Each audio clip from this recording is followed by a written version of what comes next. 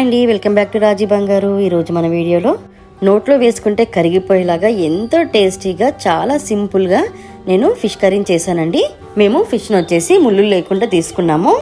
అదేవిధంగా చింతపండును కూడా యూజ్ చేయకుండా చాలా టేస్టీగా మనము ఫిష్ కర్రీని ఏ విధంగా చేసుకుంటామో ఈ వీడియోలో చూసేద్దాం పదండి.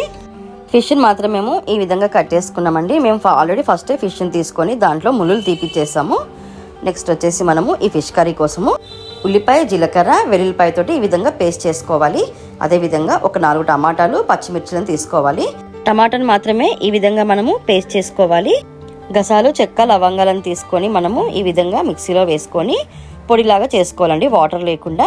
నెక్స్ట్ వచ్చేసి మనము ఫిష్ని ఆల్రెడీ తీసుకున్నాం కదా, ఈ ఫిష్లో ఒక 2 స్పూను అల్లం వెల్లుల్లి పేస్ట్ మనము యాడ్ చేసుకోవాలి. తగినంత ఉప్పు, కారాన్ని కూడా మనం వేసుకోవాలండి. కారం, ఉప్పు అనేది మీరు మీ స్పైసీస్ని బట్టి మీరు యాడ్ చేసుకోండి. ఎందుకంటే కొంతమంది స్పైసీ ఎక్కువ తింటారు, కొంతమంది తక్కువ తింటారు కదా. దీన్ని మనము ఒక 20 నిమిషాలు నానబెట్టుకుంటే మనకి సరిపోతుందండి. ఈ ఉప్పు కారాలు అనేది లోపలికి వెళ్ళి చాలా ముక్క అనేది పర్ఫెక్ట్గా ఉంటుంది. ఈ లోపు మనము ఒక స్టవ్ పైన ఒక ప్యాన్ పెట్టుకుందాము. ఇందులో మనము తగినంత ఆయిల్ వేసుకోవాలి. ఆయిల్ కొంచెం హీట్ అయిన తర్వాత ఇందాక మనం పేస్ట్ చేసుకున్న ఆనియన్ పేస్ట్ని ఇందులో యాడ్ చేసుకోవాలి. ఈ ఆనియన్ పేస్ట్ అనేది బాగా ఫ్రై చేసుకోవాలండి. కొంచెంసేపు మూత పెట్టి తీస్తే అది మనకి ఉడికినట్టు అవుతుంది. మనకి ఆయిల్ అనేది పైకి రావాలండి, ఎందుకంటే పచ్చివాసన ఉంటుంది కదా. అదేవిధంగా టమాటా ప్యూరీని కూడా ఇందులో యాడ్ చేసుకోవాలి. కొంచెం సాల్ట్ కూడా వేసుకోవాలండి. ఈ రెండు కొంచెం పచ్చిగానే వేసుకుంటున్నాం కదా, ఇవి ఆయిల్లో బాగా ఫ్రై అయితేనే మనకి ఈ స్మెల్ అనేది పోతుందండి. లేకపోతే పచ్చి స్మెల్ వస్తుంది మనం ఎంత మంచి కర్రీ చేసుకున్నా కూడా.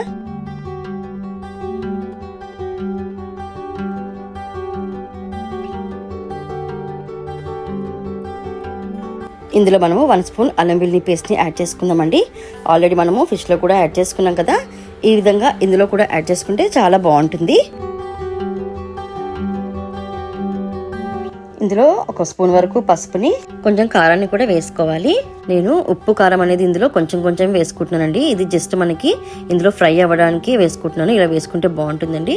ఇప్పుడు మనము ఈ గసాలా పౌడర్ని కూడా యాడ్ చేసేసుకోవాలి. ఒక 5-6 మెంతులు, ఒక 1/2 స్పూన్ జీలకర్ర పౌడర్ నేను ఇందులో యాడ్ చేసుకుంటున్నాను. కొంచెం వాటర్ని కూడా వేసుకోవాలండి, ఎందుకంటే ఇది అడగంటకుండా ఉండాలి కదండి. అడగంటితే దీని టేస్ట్ అనేది చేంజ్ అయిపోతుందండి. ఇందులో మనం ఇంకొంచెం వాటర్ని కూడా యాడ్ చేసుకుందాము, ఎందుకంటే కొంచెం మనకి గ్రేవీ ఉండాలి కదా, మరి గట్టిగా ఉంటే బాగోదు కదండి.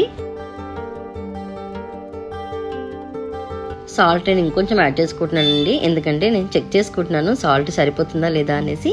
ఇప్పుడు మనం ఇందులో ఇందాక కట్ చేసుకున్నాం కదండి పచ్చిమిర్చిలు, అవి కూడా ఇందులో యాడ్ చేసుకోవాలి. పచ్చిమిర్చిలు ఈ టైంలో యాడ్ చేసుకుంటేనే మిర్చి టేస్ట్ బాగుంటుందండి. ఇప్పుడు మనము నెక్స్ట్ వచ్చేసి ఇందులో చేపల్ని యాడ్ చేసేసుకోవాలి. చూడండి, చేపలు అనేది మటన్ ముక్కలానే ఉంటాయండి. ఒకసారి మీరు ట్రై చేయండి.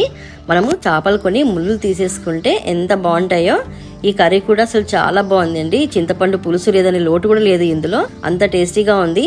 చేపలని ఒక్కసారి కలిపిన తర్వాత మనం కావాలంటే కొంచెం వాటర్ యాడ్ చేసుకోండి, మరి ఎక్కువ వాటర్ కలుపుకోకుండా చూసుకోండి. ఇప్పుడు మనము ఒక 5 మినిట్స్ మూత పెట్టి తీసేసిన తర్వాత చూడండి మనకి ఫిష్ కర్రీ ఎండింగ్కి వచ్చేసిందండి. ఇందులో కొంచెం గరం మసాలాని యాడ్ చేసుకోవాలి. ఒక 2 మినిట్స్ స్టవ్ పైన పెట్టి తీసేసిన తర్వాత చూడండి ఎంత బాగుందో, చూస్తుంటే నోరు ఊరిపోతుంది కదండి. ఒకసారి మీరు కూడా ట్రై చేయండి. ఇందులో కొంచెం కొత్తిమీర వేసుకోండి. మనము దీన్ని పక్కన పెట్టేసుకోవచ్చండి. ఈ చేపల కర్రీని చిన్నపిల్లలు కూడా చాలా ఇష్టంగా తింటారండి, ఎందుకంటే ఇందులో ముళ్ళులు ఉండవు కదా, ఏ భయం కూడా ఉండదు మనకి. ఒక్కసారి దీన్ని ట్రై చేసి ఇది ఎలా ఉందో నాకు కామెంట్ పెట్టండి. మీకు ఈ వీడియో నచ్చిందని నేను అనుకుంటున్నానండి. మీకు కనుక ఈ వీడియో నచ్చితే నా ఛానల్ని సబ్స్క్రైబ్ చేయండి, లైక్ చేయండి, షేర్ చేయండి, అలాగే ఒక చిన్న కామెంట్ కూడా పెట్టండి. బాయ్ అండి.